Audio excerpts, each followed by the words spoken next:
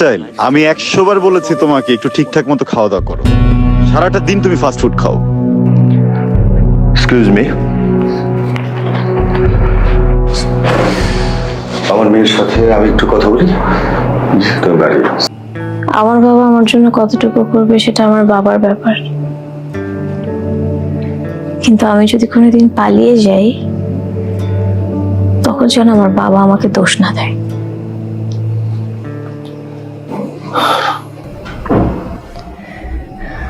আমার ছোট মেয়েটা আমার সম্মানের কথা ভাবেনি। আমার বিশ্বাস আমার বড় মেয়ে আমার মা। আমার সম্মান নষ্ট হয় এমন কোনো কিছু না, এটা আমার বড় মেয়ে করতে পারে না। তো বারবিকিউ হয়ে গেছে, দেখলাম সুন্দর একটা কালচার অনুষ্ঠান।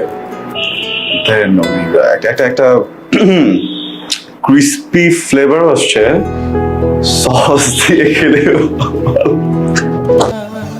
অফিসে লেট হয়ে যাবে, আমি গিয়ে রেডি হই, আপনি খাবারগুলো বক্সে করে ফেলেন। তার জন্য ওয়েট করছিলাম। অবন্তী, আমি এখানেই ছিলাম,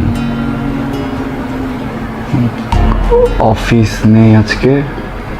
দুজন মোবাইলে একটা ভিডিও দেখতে দেখতে আমার প্রবলেম হলো, তুমি পানি আনতে গেলা আমার জন্য।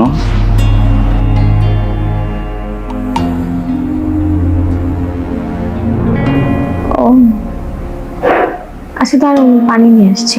অবন্তী, পানি তোমার হাতে।